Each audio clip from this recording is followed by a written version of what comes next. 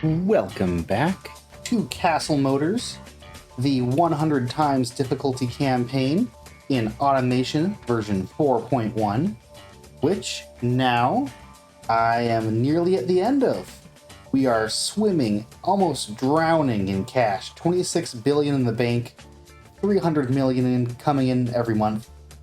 Each of our models is selling out.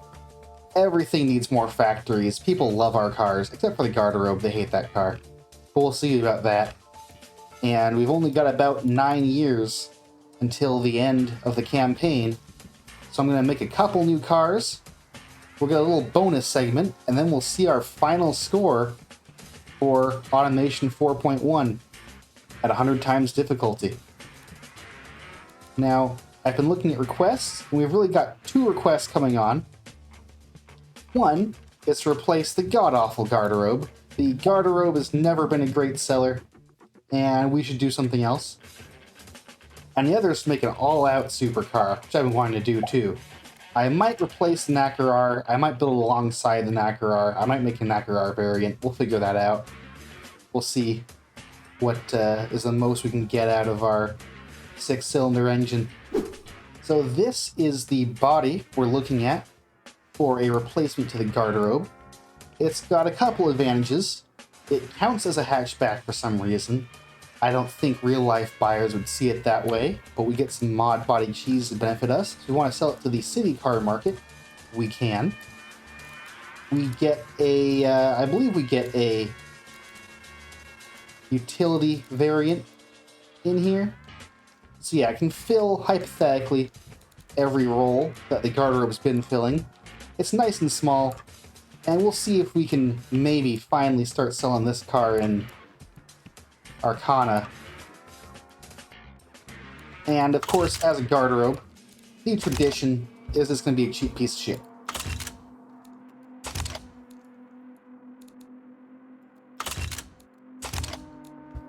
So solid axles all around, just because they're cheap. I may come back and consider double wishbones, but ladder frame, nothing fancy. I think I'm going to try and keep using the chambermaid engine, and I'm going to see how much gas mileage I can get out of this thing. This is our little 3-cylinder. That is, again, very inexpensive. Thinking direct injection looks still too expensive. Can afford some RPM limit, some ignition timing, some compression, 56 horsepower. I'm hoping that's enough to sell a car in 2011, at least for some of the markets I'm aiming for.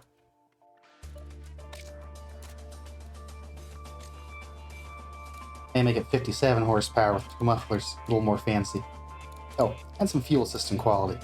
Because what do we care more about in this car than gas mileage? The answer is nothing. So the original model I want to make is going to be the utility variant. There's just two front styles. I like the simplistic one. So you get kind of a 2+2 crew cab, plus some cargo space in here, and I think it might sell best, yeah, a little extra of that cargo space. Simple, front-wheel drive, automatic transmission, open diff. We'll get some small, chubby tires on here, with maybe enough offset that look like they fit on the body. I think it's hard to get away with disc or drum brakes all around, although they are nice and cheap. But we'll give it some front discs, some rear drums, hopefully some low pads. We only get 2 seat rows in this. Interesting. I'm gonna try and get a basic interior in here with an infotainment system. Fancy. Looks like I haven't actually touched infotainment yet. With electric power steering, standard safety, the old simple springs, and we are not selling this car. We are not up to safety standards in apparently most countries, at 31.5 score for safety. That's not good. What about an Arcana? I make it only Arcana. Oh, suddenly we're onto something, aren't we? They love it as an off-road utility and a utility budget, and it's affordable. And we're even starting to cross over into city budget, which is also nice. Now, would they prefer a standard interior? They would not. But they do like having the basic infotainment system in there. So you get in this thing, the doors are just sheet metal. There's no insulation really, but there is a radio.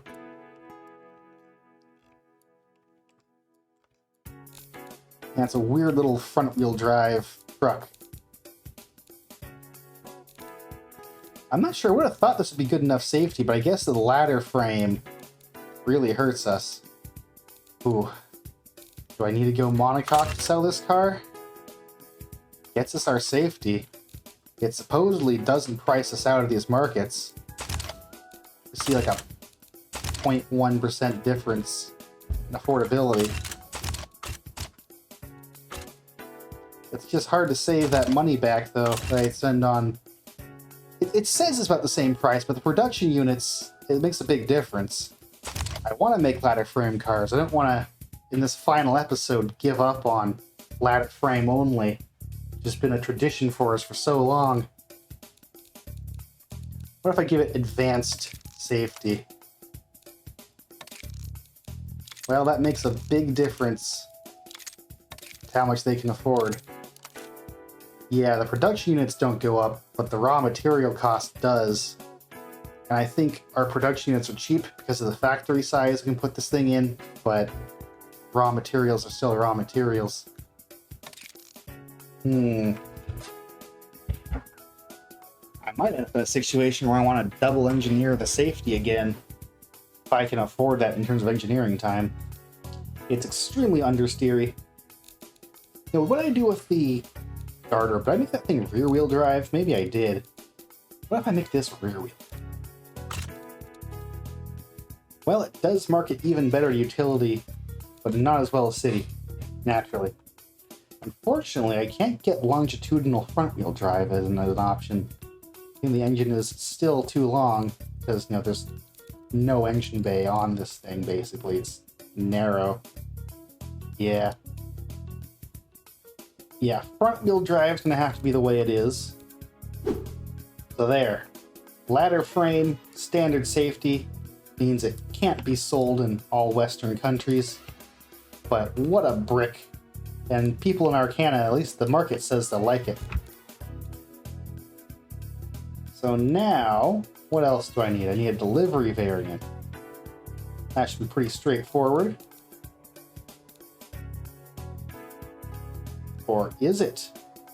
Because we only have hatchbacks and there's no proper van. So I guess there's really only two body type variants in here. And the differences are just stylistic. Well, because this is 4-door options. So yeah, 4 doors. Or 5 actually, because it counts as hatchback. Snub nose. Who is this marketing towards? Nobody. Nobody wants it. Supposedly. In Arcana, hey, what do you know? It counts as a city budget car. Although on the other hand, it doesn't count as a city car. I'll have to give up on proper city budget and just give it some actual seats, maybe? So standard means you get seat cushions in your car, believe it or not. Man, they want standard everything. And they don't want seats. With 5 seats, it's a family budget. That's interesting. Since City doesn't want the rear seats, I was hoping it might count as maybe getting in delivery, but it's just absolutely not. It's not a van type body, so they're not interested in it. Surprised it doesn't even count for light delivery. seems like being incredibly cheap might not be enough to make up for the fact that this car is crap and has no van option. So, here we are looking at things that do have van options. Got the Sipahi II body that I kind of already used for something. And other than that, going back, there's not a ton of options. I do kind of like this little 2.5 meter. So here's an alternative garderobe. It'll work, I think. We have a pickup. We have 2 van variants, which I can try. And we have a hatchback and even a wagon. And that I can see selling in Arcana.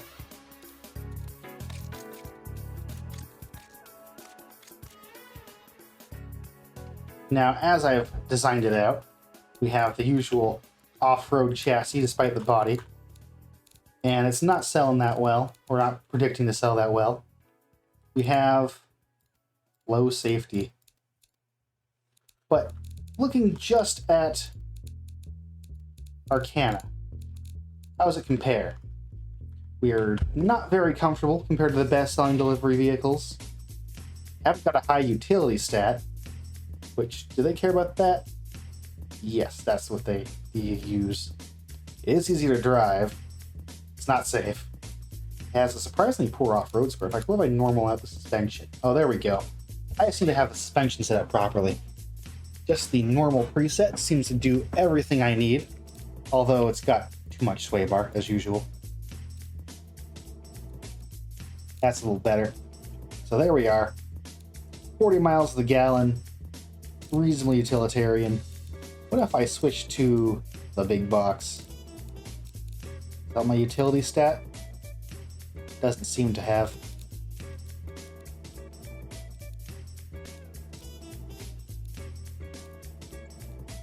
That'll definitely do the job.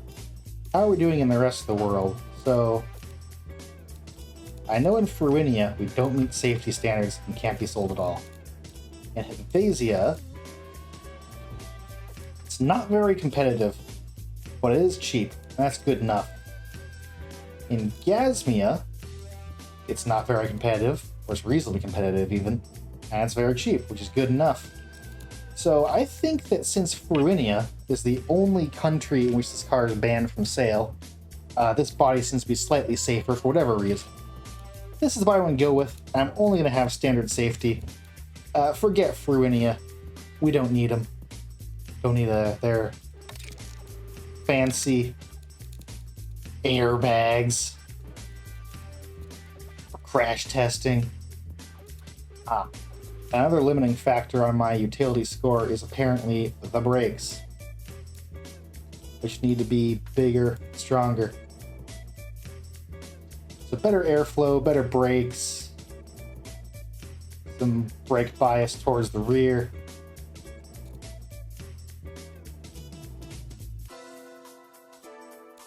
Gearing about there. Car can only go 90 miles an hour, but I guess it's good enough for the highways here. And yeah, 34 miles to the gallon. Looking reasonable here for our budget delivery car. Now, based on that, I just have to make the rest of them. For the pickup version, it scores an off-road utility and utility budget. It's not going to make it in like heavy utility or something. Not even just for Arcana. Oh, and in fact, the suspension's screwed up, so that's a start. I have to work.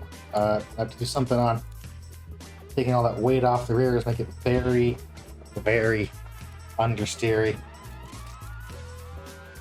Yeah, that handling is apocalyptic, but I'm just not going to fix it, because I think it'll sell anyway. I like our top speeds. Geared nice and low. Guess it's a little better for utility.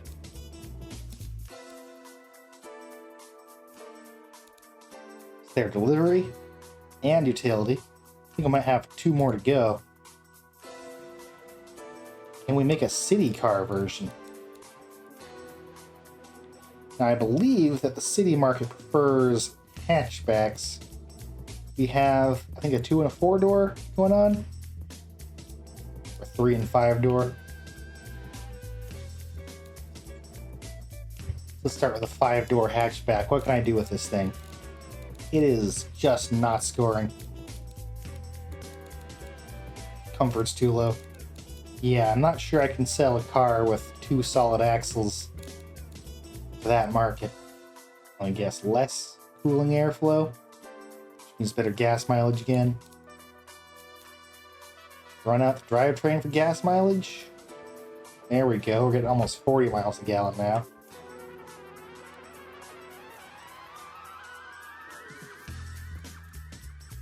If we take the wealthy countries out of the equation, we're scoring at least tolerably in city budget, getting nowhere in city itself, which I think I can't rely on city budget alone for this car to actually sell, so what can I do? It's hard to drive, it's not comfortable, and everything about it is terrible. Which, I mean, sure. Oh, about some back seats. You like some back seats? Nope. No, they do not like some back seats. Accordingly, they want the 2-door. Yeah, no, that's automation for you. The preferred configuration of this car is front door, back door, but only front seats and just cargo space in the back. So you have 2 passenger type doors that go to a cargo bay. I've never seen a real life car of that configuration, but it is what the markets demand, apparently. As for how can I make this car drive better, well, stability control will make a big difference, but only if I want to put it on all my vehicles and have the cost go up accordingly. Only makes sense if you put on everything. And I have to pay for the engineering time. That still doesn't get us there either. I might have to scrap this as a city car. What about as a family utility? If I make it the wagon variant, where we get? Hey, if I put 5 seats in it, it counts as a family utility car for Arcana. Standard interior.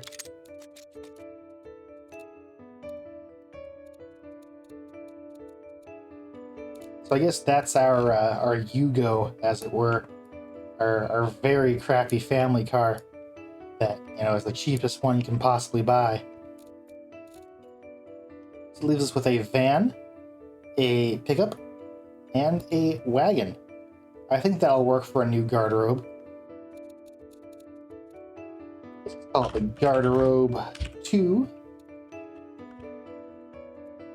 And we'll take over the Garderobe's factory. In fact, we're going to make it a huge factory in the process. 98.9% efficiency. I like that. We got $1 billion to set this up. We can spend a little more. Let's get some tooling quality. Get some automation. Nah, I don't like more automation at this point. So let's see what the engineering looks like for this car. We have expert workers now, so I can take the QA threshold off. 20,000 of each variant per month. I think that's not that bad.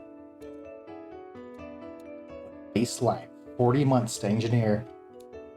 And throw some money into that. Get under 3 years for a new car. That's impressive. And we'll put some of that into reliability, process, automation. We're still only at 48 months. That's a fast turnaround. And I like that because there's not a lot of time left in the game. Afford a little more automation on the factory. Maybe I can. Yeah. Alright, those sliders brought my labor cost per car from $600 to $500. It's like I need to make 60,000 of these engines, so a large 3 factory will cut it.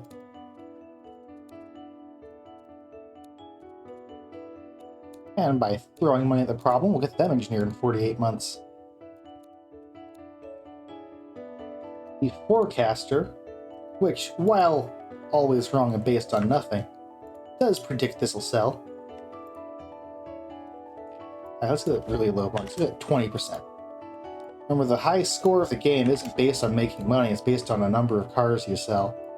So if you're losing money to sell cars into the game, that's okay. This should still be profitable for us. But, yeah, real cheap cars. Now at the extreme opposite end of the spectrum, we've just designed the Garderobe II, the cheapest imaginable car.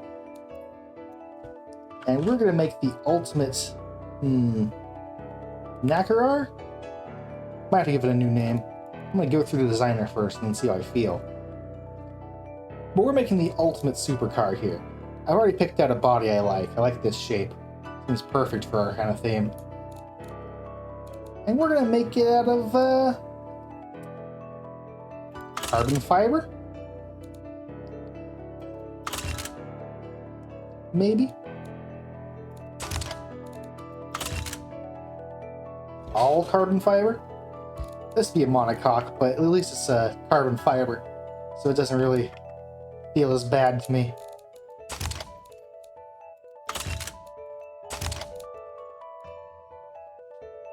That might be a little too insane, but we'll see.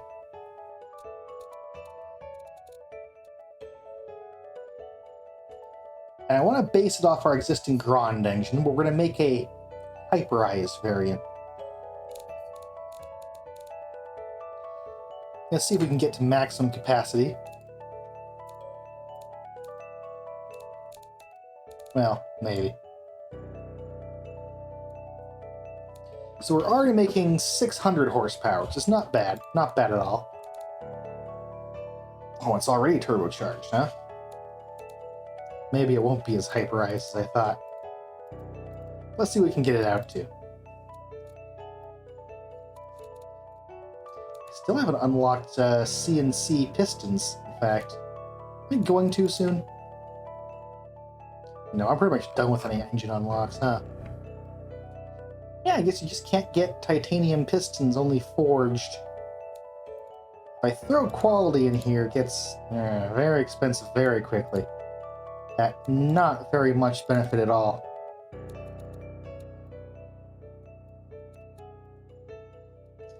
But there, with a little messing around, getting close to 800 horsepower. That seems like a hypercar kind of horsepower. More fuel. That. No direct injection.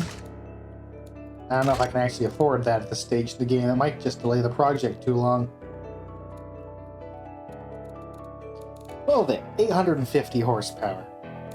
And in fact, can I go a little higher RPM? Yeah. I think that's powerful enough to call it a real hypercar. Gotta be all-wheel drive. There's no way we're handling that much power otherwise. Don't know what we're gonna have to do for that.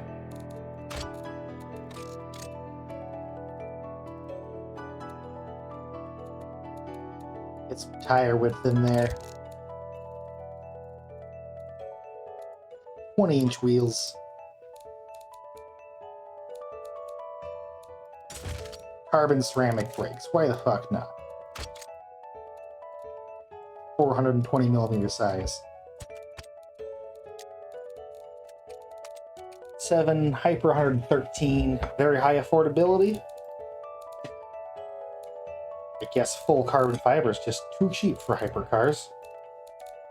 Let's go for a handmade interior. Why not even? Don't want 4 seats. Look at the +2 so I can get the Gran Turismo Premium in there. And how are we comparing to the average hypercar? A little better in every aspect. Except for gas mileage, which is 6.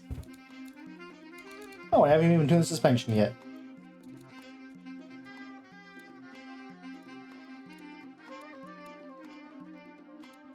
0.4 seconds, 0 to 60. I'm not sure that's actually the best in the world at this point, but I'd say we're doing decent. And a top speed of 260 miles an hour. Which, I mean, that's got to count for something, right? Not sure what else to add. I think the suspension tune's good enough. Can get a couple more points in there. We can lower it to the ground. Yeah, that looks like a hypercar.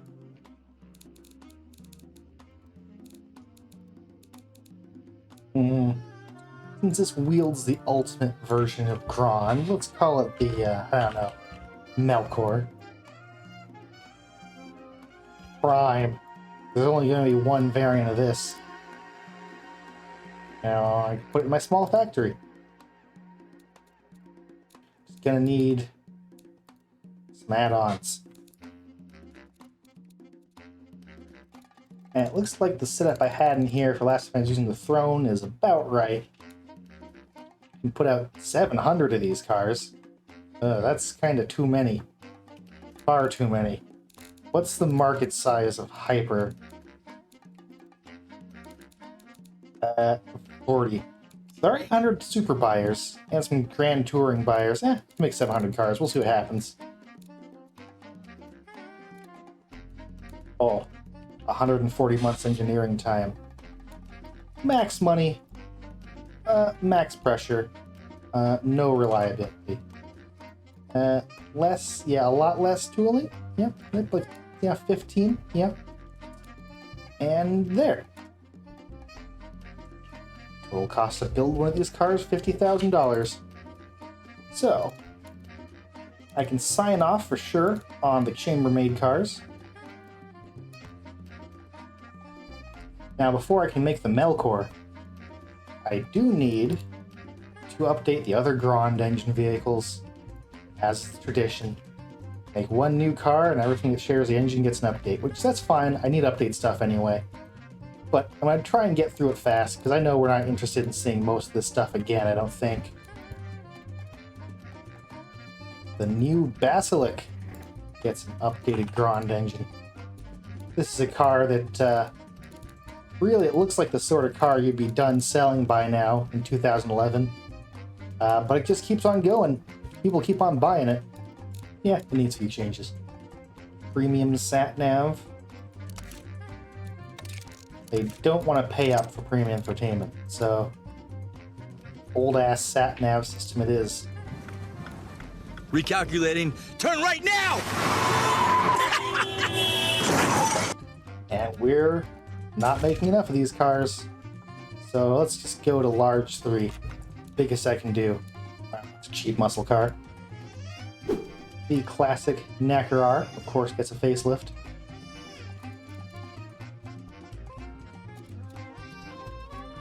And this engine does not need to make like 800 horsepower. That's just fine. We get a small advancement in there and we call it good.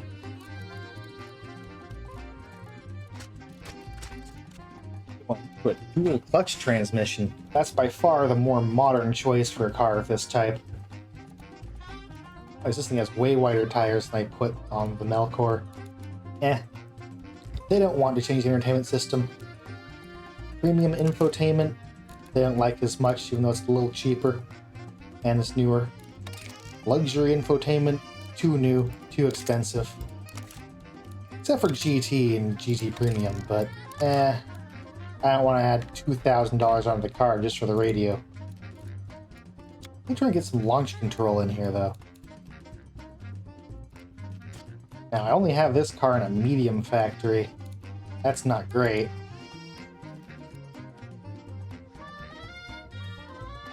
So we were making $2,500 a month. The medium 3 size factory will make $3,500. Is that going to be enough? Like pre-order change, $50 a month right now. I think that'll be enough. Oh. And launch control will take forever to engineer, so we're not putting in the car. Considering that I'm adding one feature on top of the electronic stability control they already have, that feels like it shouldn't cost so much. But apparently it does. I guess 30% familiarity still means it's massive. The real expensive part's the dual clutch, isn't it? Well, what if I throw money at the problem? Actually, I have pressure at 0. That's a reason why it's not getting done on time. There. We just have the pressure. We'll get it done. And that's not all. The last car using the Grond engine is the Ataman. our big Humvee. And that looks like it needs basically no changes. It's going to sell great.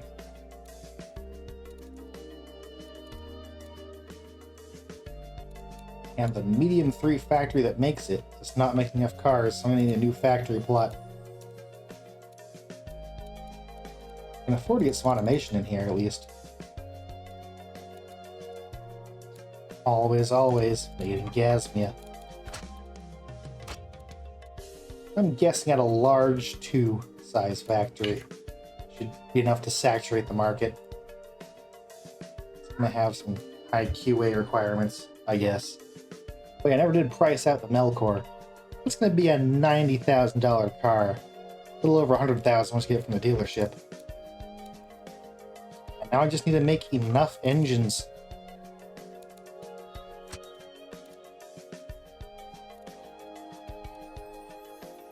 I guess this factory only makes the muscle variant, so I guess it's going to be the most common one.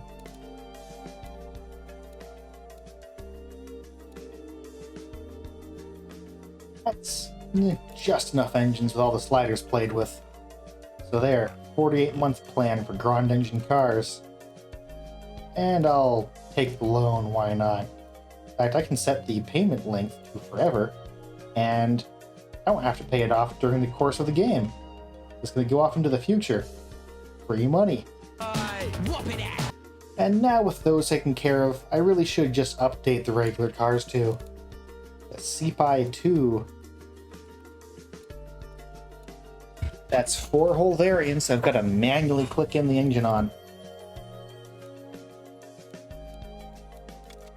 There's not much has to be changed here. Once again, we've kind of slowed down with unlocking new stuff anyway.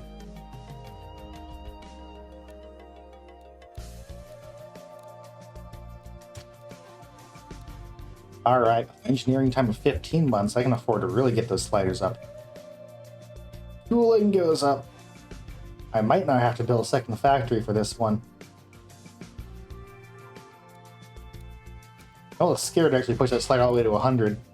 Let's see what the efficiency looks like.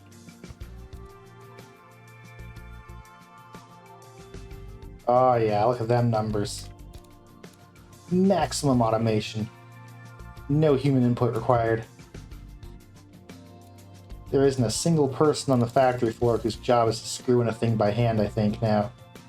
Hey, and as for the engine, I can get the tooling and reliability to 100. I will need some more factories, I'm sure. These add the ability to do these all at once instead of clicking each one. Maybe make it so it doesn't have to load for a second. Put that forecaster on a separate thread so it doesn't stop me from typing. Kalemegdan, our minivan. I think it's too big to really be successful with passenger fleet. We've tried, but it does kind of okay there.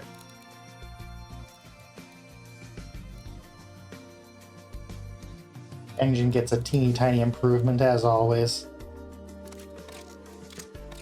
They don't want more transmission speeds, they don't want less. This car is probably pretty much a solved problem for me. There's not a ton to improve on.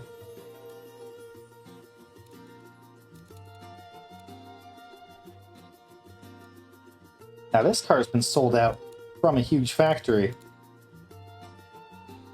So I may have to build a second huge factory. Apparently I didn't click anything, but the safety got too old and disappeared from the list, so I selected a new one. That's creating a lot of engineering time for me.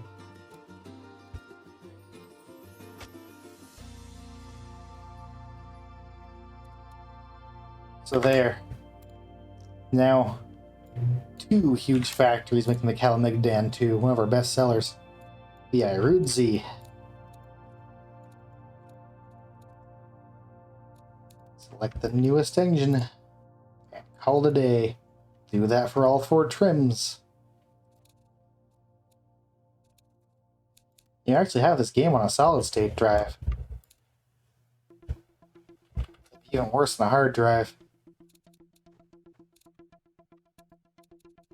We have a medium factory, a large factory, and soon to add a huge factory.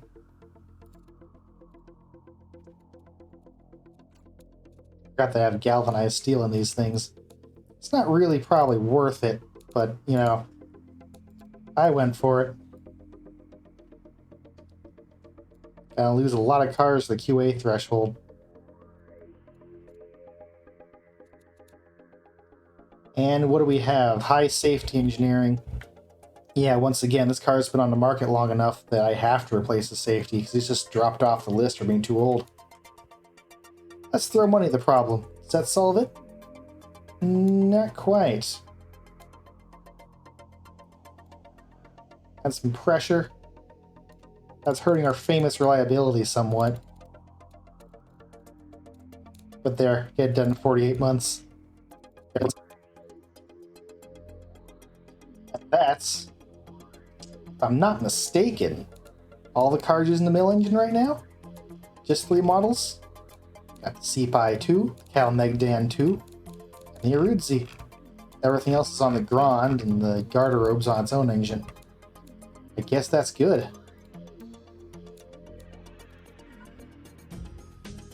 Just have to make enough of these engines now. Alright, looks like a few of these cars need attention to their engineering time. Yeah, earlier, somehow I came up with this was going to be fine, but now it's not fine.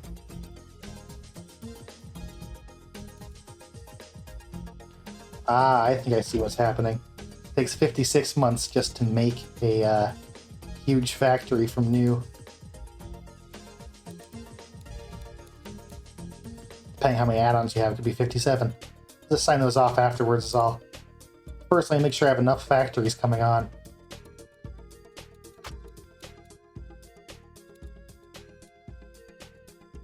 Oh, engine factories are overworked even with a new huge factory, huh? So now I have to make another huge factory. That's gonna get expensive. Alright, 2 new huge factories is just enough. And it looks like those are going to take 58 months to build. So I may as well go and take advantage of that in terms of engineering time for these cars. Okay.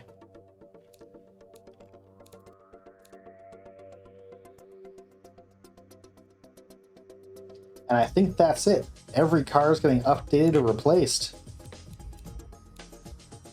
So we can go forward in time a bit and see what happens.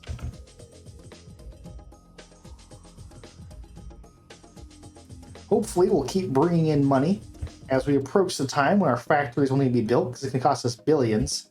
Although I did take out loans, which I won't have to pay back fully, so I'd say we're in a pretty good situation financially. Since we're bringing in so much money, now 500 million, seems like the current sales of our cars are only growing. It's impressive because they're on back order. Actually, I think I see what's happening. They're starting to get the runaway pre-orders. Like the Ataman here. It's going up to 2 years of pre-order wait list. Once you get to a certain point of pre-orders, I think, it starts causing you to have more pre-orders than you would normally. There's some equation that's supposed to limit the desirability of a car that you have to wait years for to actually get. And I think it breaks and flips upside down at some point.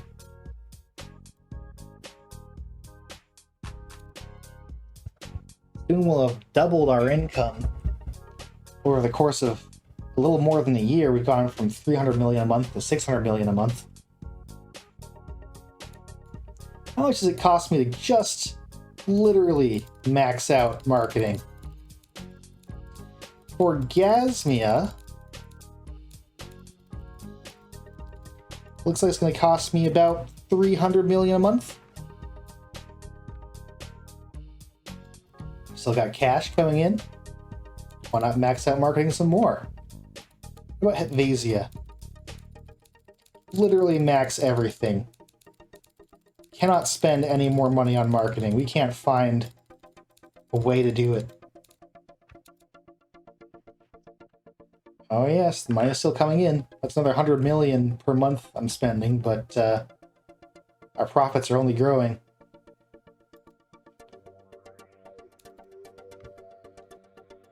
Ruinia. 10 out of 10s. Our ads are inescapable. You get off of the Castle Motors sponsored train at Castle Motors sponsored station, and then get into your car that says Castle Motors on it, because why wouldn't it? You don't want to be a loser, do you? And you turn on the radio, they got an ad for Castle Motors. I'm tired of hearing that ad, because it's on every single ad break, and turn it off, and all you see are Castle Motors billboards. I'm pretty sure that's what it's like in every country in the world now. So as you can see, I'm spending most of my income on advertising now. Our net profit has dropped a lot to just 100 million per month, but it's still growing. And we're still making money. I could theoretically max out R&D, but I'm done designing cars, so it's not going to provide me any benefit at this stage of the game.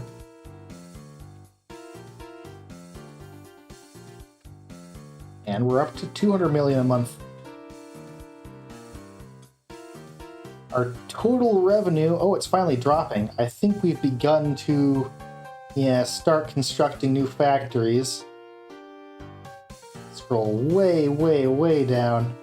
Yeah, we can see that the timeline is starting to intersect with these little bars. Indicate how long it takes to build a factory.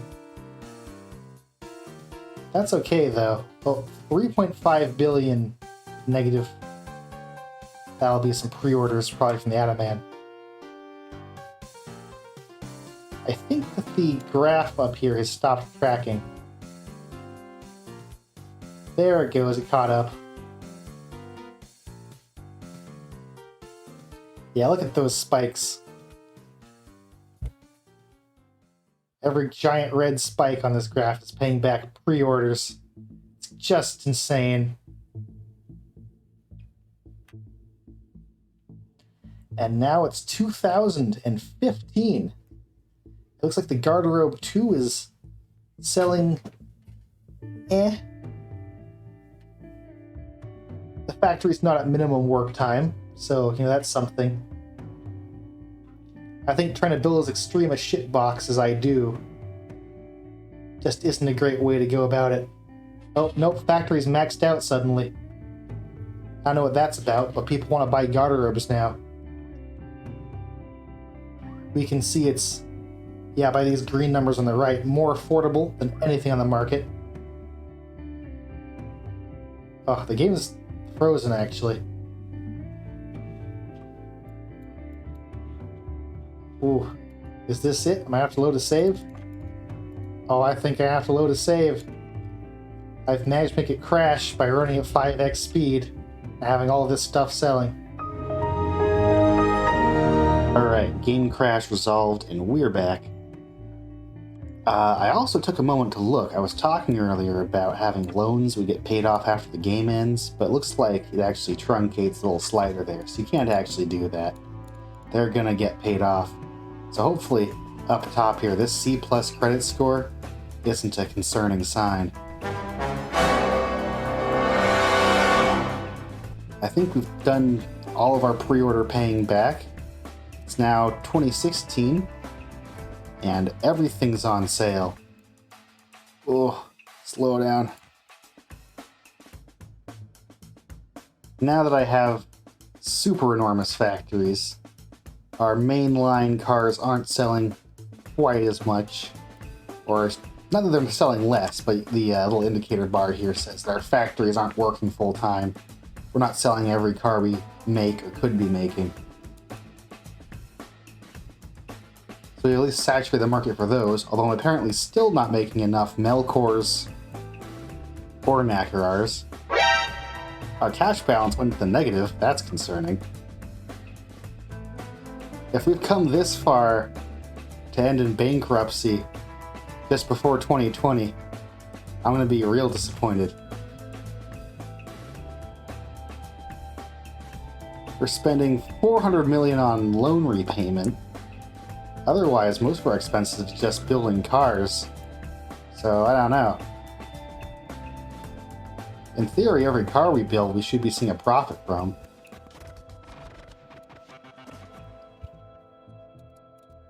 Another automatic loan acquired. Credit rating drops to C-. Ooh. It's starting to look like I may have got too greedy.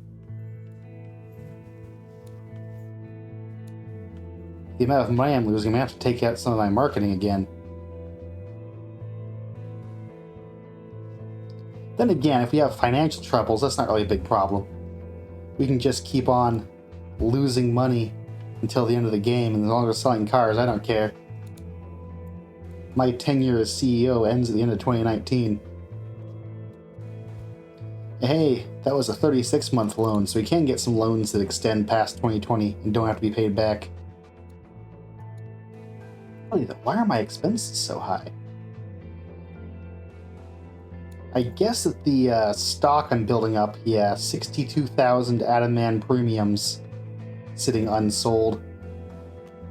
Must be where most of that money is going. Even the Basilic has stopped selling. Let's just make it cheap. What else can we make cheap? The Knackerar can be made expensive. Because we can't even make enough of those for people to buy. Melkor can be made expensive. The Garderobe. Let's make that a 5% margin. Cheapest car.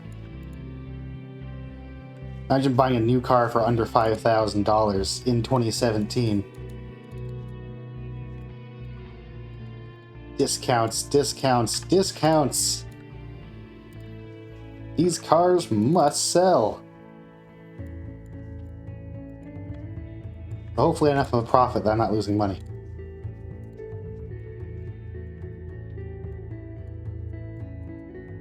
Now how are we doing? Still losing $1 billion a month? Hopefully not. Oh, wow. I think we had to pay back some pre-orders automatically when we changed the price of those cars. Yeah, I generally profess to be someone who understands the campaign well, but I can't tell you exactly why we're losing $1.5 billion every month. I'm sure that taking out multiple huge-size factories has something to do with it, though. And bankruptcy. I'll accept that as a canon ending. My unbelievable greed has caused us to go bankrupt shortly before 2020, thus missing out on some car sales. Final score of 2.6 million. That's probably a pretty good score for 4.1. I bet that somebody on the Discord has maybe got a higher score, but this has got to be up there. I don't think there's that many people who have gone really hard on a high difficulty multiplier for version 4.1. And our highest number of cars sold were 2 variants of the Kalemegdan II and the Sipahi II. I just want to see, do we ever really change our markets much? Monthly sales data. We got a great share of the hypercar market. And we never really got into Arcana. The only market we're selling more than 100 cars in is a couple of these budget spots. Now to celebrate the life and death of Castle Motors, I just want to test out a few of the cars we made in BeamNG. This is our very first vehicle, the Tower Utility. With a 6-cylinder motor, it's reasonably fast. It's got that locking diff, and it handles a bit like crap. But what do you expect from a 1950s pickup truck, really, anyway, right? Where it was really meant to drive, of course, was on dirt here.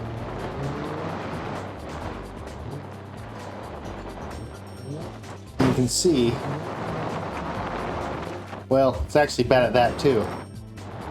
Let's lock that diff in. Come on, can you get over this? No. I think actually an off-road skid tray would help a lot here, since the axle's catching on that one rock. But, of course, in BeamNG, the skid tray doesn't actually appear. It's only imaginary animation. Just to show how far we come, this is the Sipahi II, our latest and greatest off-road vehicle, with 3 lockable diffs. Let's lock all of them and see what happens. Look at that. The Sipahi is unstoppable. No wonder it's one of our best sellers. It's not even horribly slow.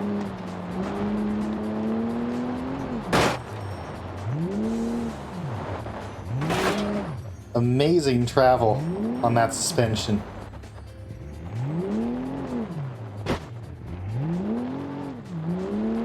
The only downside I can see of this car is that on the highway, if you go over a bump, you're probably going to get seasick. It's going to keep rocking back and forth for several seconds.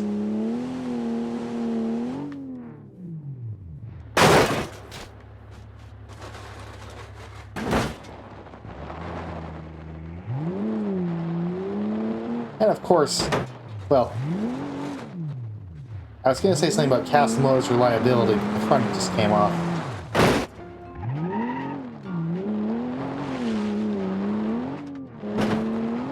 Oh yeah. As you can probably expect, the Sipahi II handles the grid map off-road courses like a real champ too.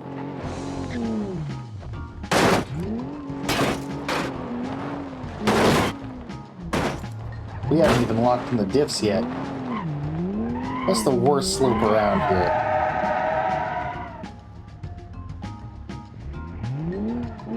Come on, baby, let's go! Right over it. Right over it.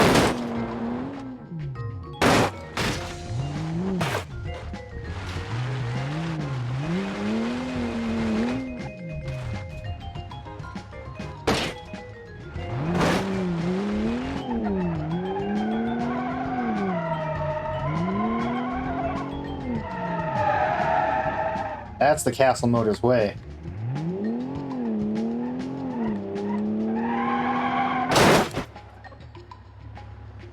Well, I guess I can't do that one.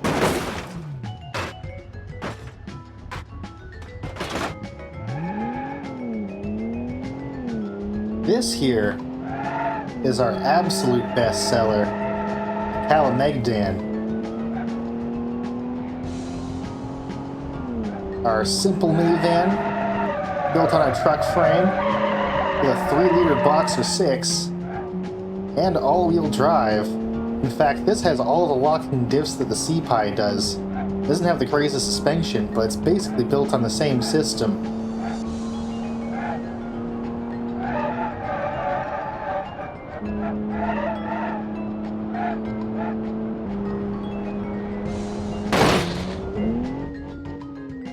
It pretty much caps out 100 miles an hour, but I'd still say it's a bit fast.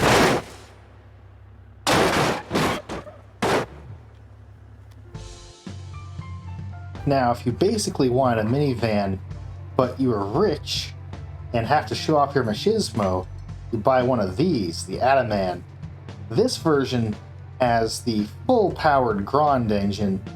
We're going to see what it can do.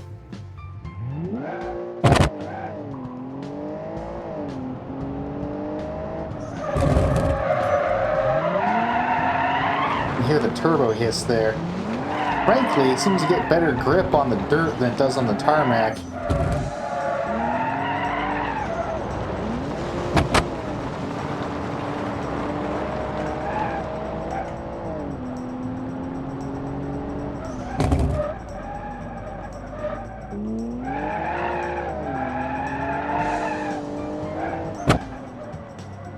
ABS works well, brakes are good.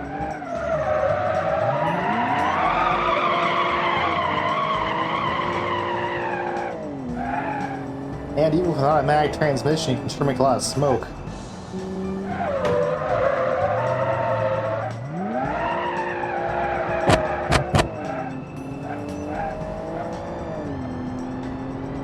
Now, the real test of any car on the automation test track is how fast it goes in the straight and how well it handles the slingshot, the big high-speed corner.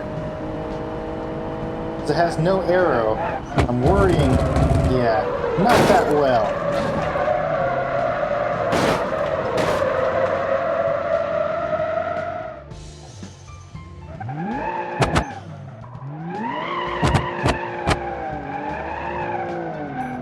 Still, getting up to 130 miles an hour is not bad.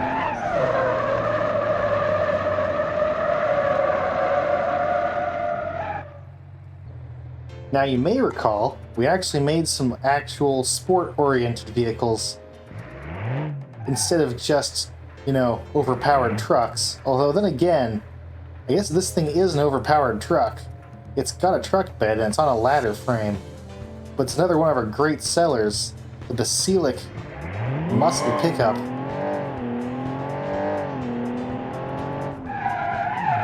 The super engine version of the Ataman was a little nuts, but this is kind of just right. This is the Goldilocks zone of muscle cars.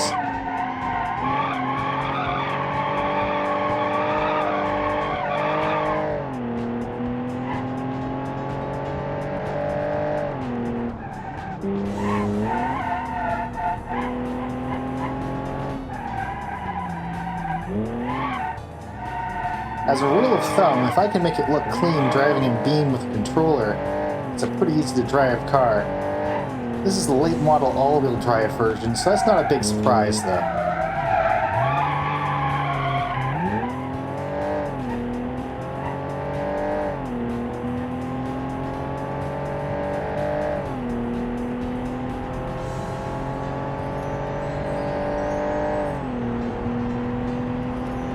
Even without a turbo, we get over 130 here.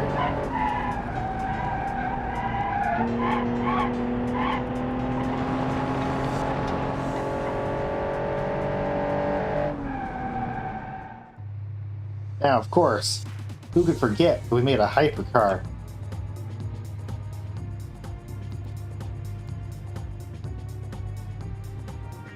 Gotta say, I really do love the shape of this body, even though I didn't put anything on it. We're skipping the Nacrar and going straight to the carbon fiber 900 horsepower whatever version. The Melkor.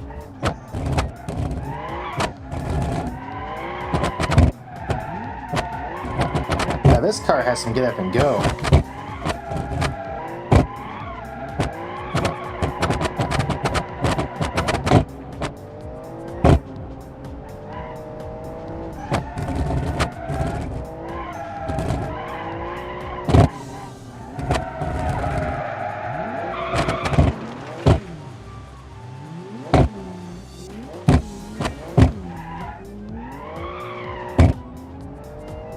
Maybe a little too much get up and go for me.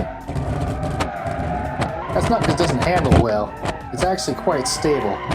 Being all-wheel drive, wide tires, that sort of thing. I just suck.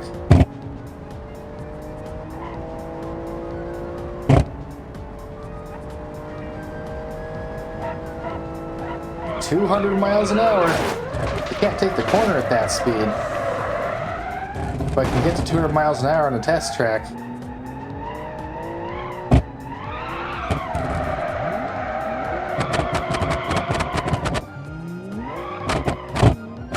Honestly, it's a real pity that we had to stick with 6 cylinders for so long. Not that I hate the boxer layout, it's just that... oh.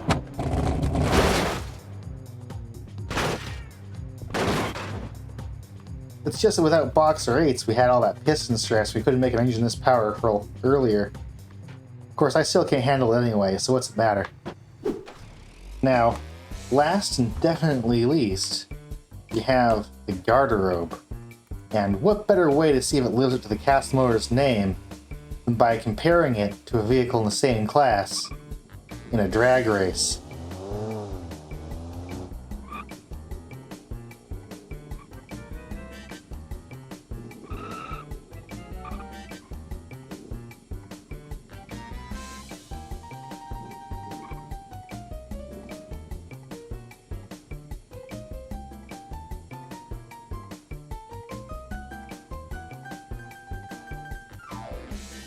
we're not going to get to drag race the pigeon today. It doesn't seem to want to align itself on the start line. Screw it, we're just going to use hot lapping. Let's see what kind of quarter-mile time this thing gets, because I have to know. Go, little three-cylinder. Come on, you rollover-prone piece of shit. Let's do this.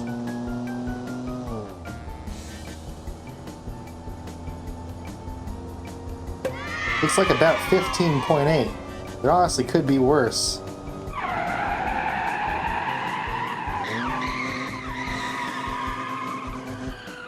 Very stable braking, a very safe car.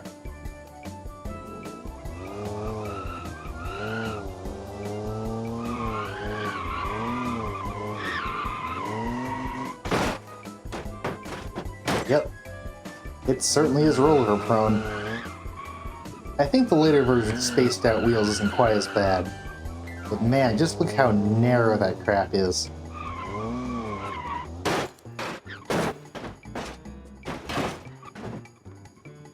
At least it always pops upright, weirdly enough.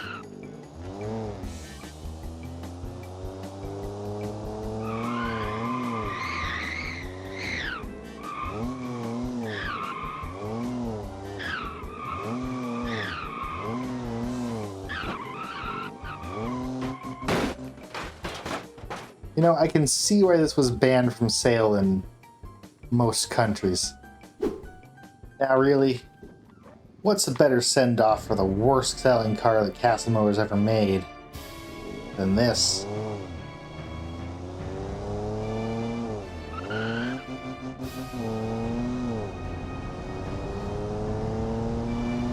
You know, this is already the fastest that a Garderobe has ever gone. We're absolutely past the red line.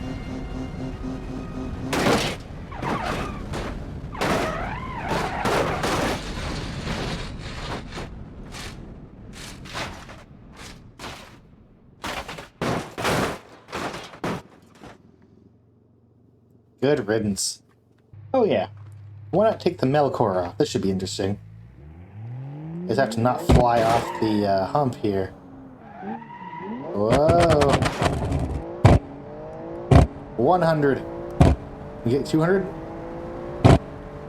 180. 190. 200.